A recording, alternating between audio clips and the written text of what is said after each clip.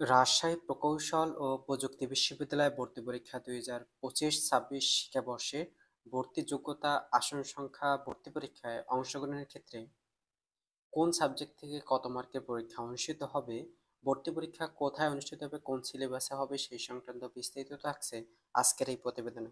ভর্তি পরীক্ষায় অংশগ্রহণের ক্ষেত্রে এসএসসি পরীক্ষায় ২০২২ অথবা ২০২৩ সালের জিপিএ 5 পয়েন্টের মধ্যে জিপিএ 4 পয়েন্ট পেয়ে উত্তীর্ণ হতে হবে এবং এইচএসসি পরীক্ষা ২০২৫ সালের জিপিএ 4 পয়েন্টের মধ্যে গণিত, পদার্থবিজ্ঞান, রসায়ন, ইংরেজি এই ৪ বিষয়ে টোটাল ১৮ পয়েন্ট পেয়ে উত্তীর্ণ হতে হবে। ও লেভেল পরীক্ষায় ৫টি বিষয়ে বি গ্রেড পেতে হবে এবং এ লেভেল শিক্ষার্থীদের গণিত, পদার্থবিজ্ঞান, রসায়ন এই ৩টি বিষয়ে আলাদাভাবে বি গ্রেড পেয়ে উত্তীর্ণ হতে হবে। তবেই রাজশাহী প্রকৌশল ও প্রযুক্তি বিশ্ববিদ্যালয়ে ভর্তি পরীক্ষায় অংশগ্রহণ অথবা আবেদন করতে পারবেন।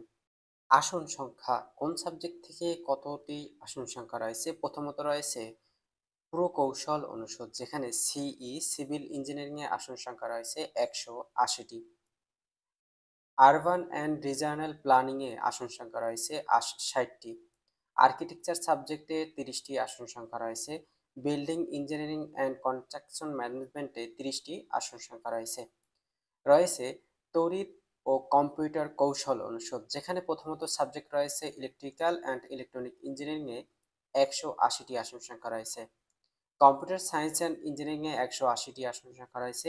ইলেকট্রনিক্স অ্যান্ড টেলিকমিউনিকেশন ইঞ্জিনিয়ারিং এ ৬০টি আসন সংখ্যা রয়েছে।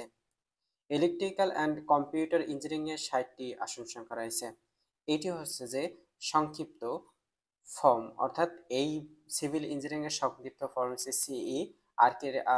Urban and regional planning A URP. তো এই সংক্ষিপ্ত রূপ অনুযায়ী তোমরা তোমাদের সাবজেক্ট বলতে পারবে। সেক্ষেত্রে এখানে আরো আসন সংখ্যা রয়েছে যন্ত্র কৌশল অনুষদে। মেকানিক্যাল ইঞ্জিনিয়ারিং এ ১৮০টি আসন সংখ্যা রয়েছে। ইন্ডাস্ট্রিয়াল অ্যান্ড প্রোডাকশন ইঞ্জিনিয়ারিং এ ৬০টি আসন সংখ্যা রয়েছে। গ্লাস অ্যান্ড সিরামিক ইঞ্জিনিয়ারিং এ ৬০টি আসন সংখ্যা রয়েছে। মেকাট্রনিক্স ইঞ্জিনিয়ারিং এ ৬০টি আসন সংখ্যা রয়েছে। কেমিক্যাল ইঞ্জিনিয়ারিং এ ৩০টি আসন সংখ্যা রয়েছে। ম্যাটেরিয়ালস সায়েন্স অ্যান্ড ইঞ্জিনিয়ারিং এর ৬০টি আসন সংখ্যা রয়েছে। টোটাল আসন সংখ্যা রয়েছে ১২৩০টি, অর্থাৎ ১২৩০টি আসন সংখ্যা রয়েছে। এর মধ্যে সংরক্ষিত আসন রয়েছে ৫টি, যা নৃগোষ্ঠীর জন্য ৪টি এবং বান্দরবান জেলার জন্য অধিবাসীর জন্য ১টি আসন সংখ্যা রয়েছে। টোটাল ৫টি আসন সংখ্যা সহ ১২৩৫টি আসন সংখ্যা রয়েছে। মান বন্টন কোন সাবজেক্ট থেকে কত মার্কের পরীক্ষা অনুষ্ঠিত হবে? শিক্ষার্থী বন্ধুরা, এখানে ক এবং খ রয়েছে গ্রুপ। ক গ্রুপ রয়েছে যারা ইঞ্জিনিয়ারিং এ শুধুমাত্র পরীক্ষা দিবেন, তাদের জন্য শুধু ক গ্রুপ। আর যারা আর্কিটেকচারে পড়াশোনা করবেন সেক্ষেত্রে তাদের অঙ্কন পরীক্ষা খ গ্রুপ রয়েছে। প্রথমত এখানে ক ও খ। ক গ্রুপে যারা পরীক্ষা দিবেন তাদের গণিতে 10টি প্রশ্ন থাকবে, তার মধ্যে নম্বর থাকবে 100।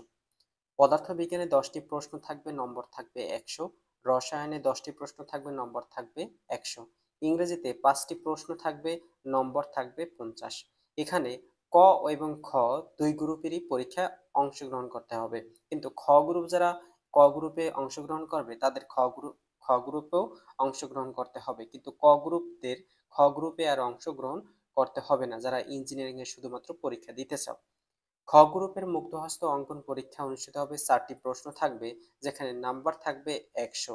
টোটাল 350 নম্বরের পরীক্ষা অনুষ্ঠিত হবে যারা আহ, ক গ্রুপে ইঞ্জিনিয়ারিং এ পরীক্ষা দেবেন। আর স্থাপত্য বা আর্কিটেকচারে যারা ভর্তি হতে চান তাদের অতিরিক্ত 100 মার্কের পরীক্ষা অনুষ্ঠিত হবে।